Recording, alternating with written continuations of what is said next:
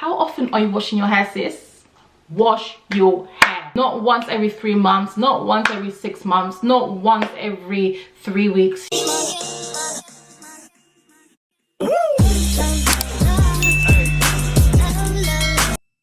Hello, welcome back to my YouTube channel. It's been a while, so if you're new here, welcome, and if you're a returning subscriber, welcome back. Oh my gosh, don't come for me. I know it's been a while, but life has been so busy. So let's just cut straight to the chase. If you've been following me for a very long time, you know that I started out doing natural hair videos, something I've been doing for a very long time, and then after a while I sort of fell out of love with it. There was just so much information online. I just didn't know what to do with my hair, and it became a little bit overwhelming. So I just stopped doing natural hair content and decided to focus more on lifestyle. But that again, I didn't really find myself within the lifestyle space. After taking some time out, I decided to come back and share my love for natural hair and everything that I'm doing to regrow my hair. If you don't follow me on social media, so if you don't follow me on TikTok or Instagram, this is the first time you might be hearing this, but I did cut my hair in 2024. So I did my second big chop. How that came about is I was 6 months pregnant and I had quite a bit of heat damage because I got married the year before that.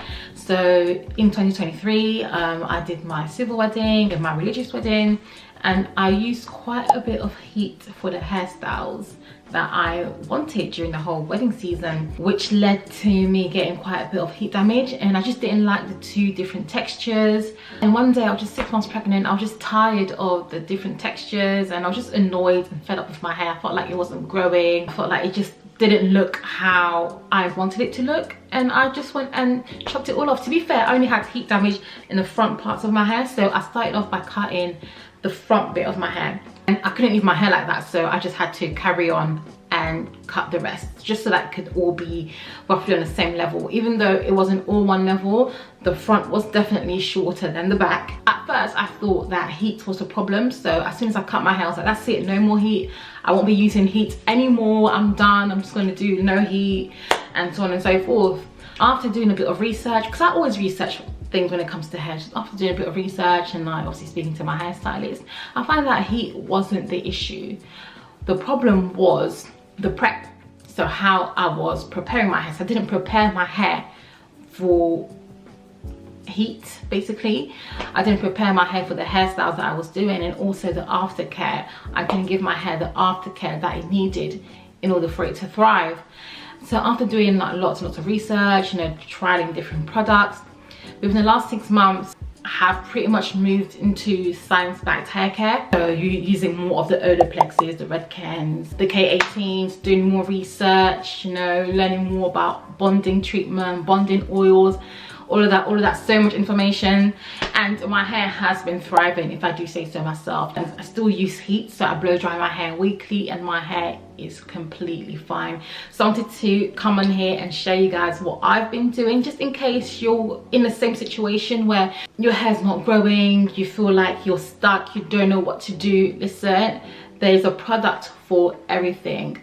So you need to really read the instructions, read what each product is for, and apply that to your hair care journey.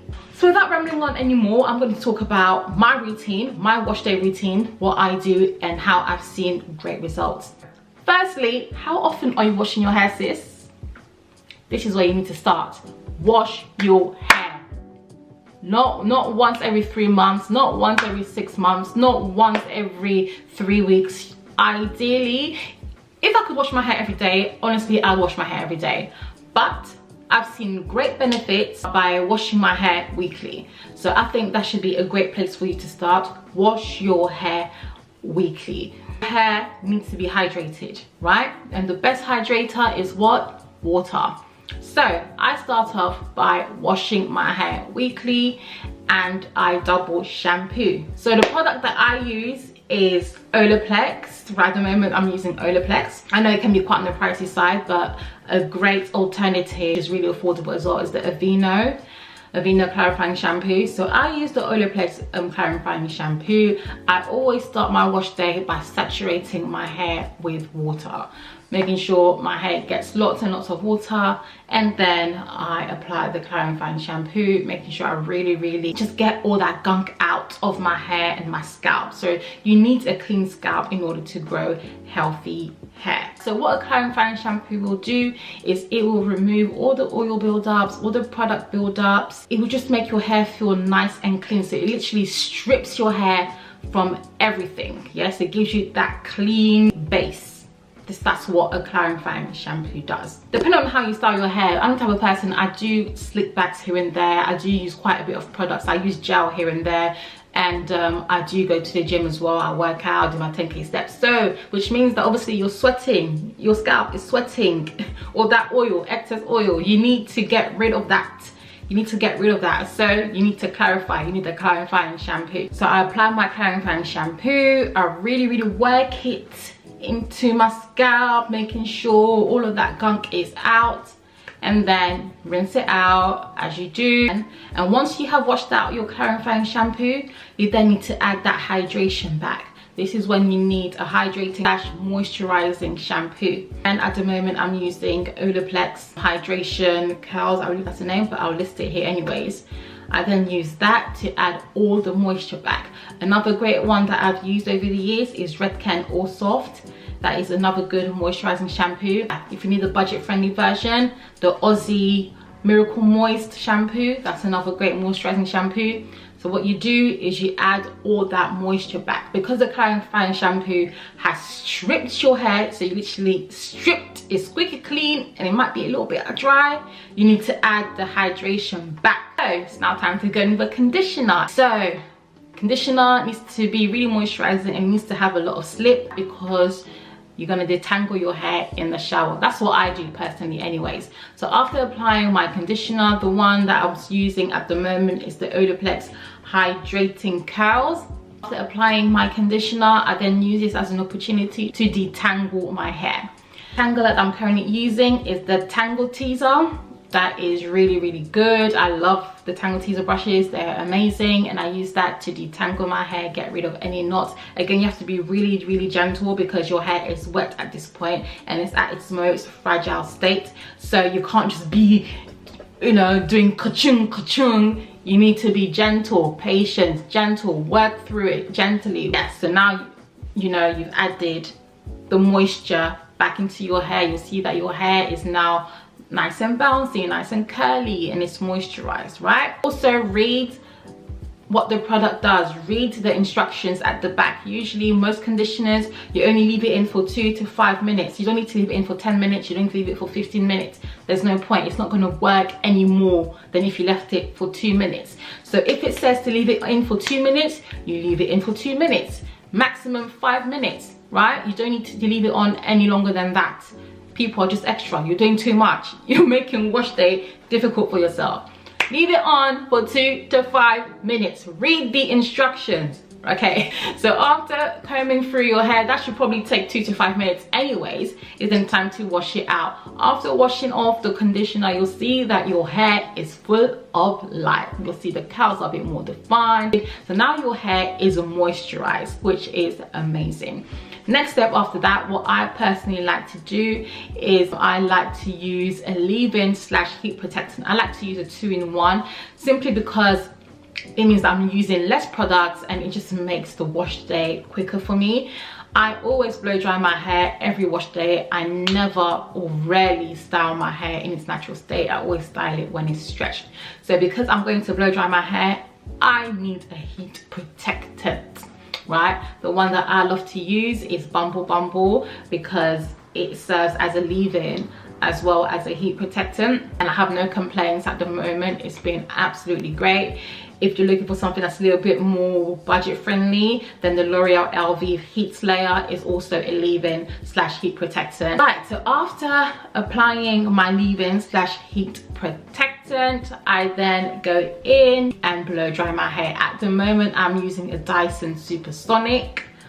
I recently just got it, but Before that, I used to use the Revlon blow dryer brush, I believe that's what it's called, and I used that for a very long time, like probably from 2018 to earlier this year, and I think it really served me well. It really served me well. But after doing research, and my hairstylist, so the lady who cuts and trims my hair, she said it's actually not good for your hair. It's too hot, it will cause your hair to dry out, it rips out your hair due to the bristles and so on and so forth. So after doing research myself, I was like, you know what, let me just invest in the Dyson. So recently I've been using the Dyson, and it's absolutely great because whenever I blow dry my hair, I don't see any hair falling out. Whereas when I use the Revlon, sometimes there'll be hair stuck to the actual brush.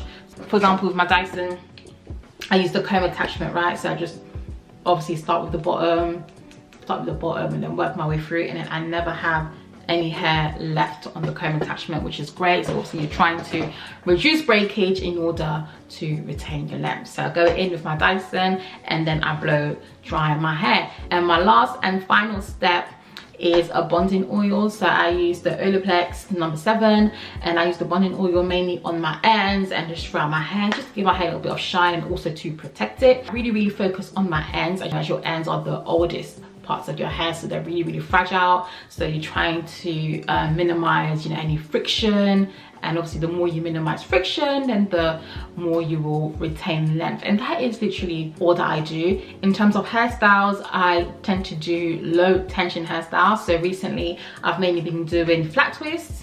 What I will start doing actually is incorporating hair serums. I don't really use any hair serums, but after doing some research, again, I heard it's really good. So I will be incorporating hair serums in between my wash days. Because I wash my hair weekly, I don't really mind using products in between wash days because I'm going to wash my hair anyways. And that is pretty much it. I feel like the more consistent you are, the more you'll see results. Many people are saying that they can't wash their hair weekly. I'm telling you, the more you do it, the easier it will get, and the easier it will be to detangle your hair. You just need to start. Yeah, I really literally cut my hair to about probably ear length, and now it's just about touching shoulders. So my goal is actually bra strap by the end of the year, so we'll see how we get on. Also, I've stopped using hair extensions. The last time I actually did a hairstyle using hair extensions was last year, where I did stitch braids. I feel like my hair thrives better when I don't use hair extensions. So yeah, that's the plan moving forward. I'll be doing a range of hairstyles, from mini braids to stitch braids without added hair, but mainly mini braids. I think I'm going to try doing mini braids for a while and see how much length I can retain. So guys, I'm on a hair growth journey. I'm on a length retention journey. I need to grow my hair to bra strap length, and I want you guys to join me on this journey, because I know there are a lot of people who are stuck when it comes to hair care.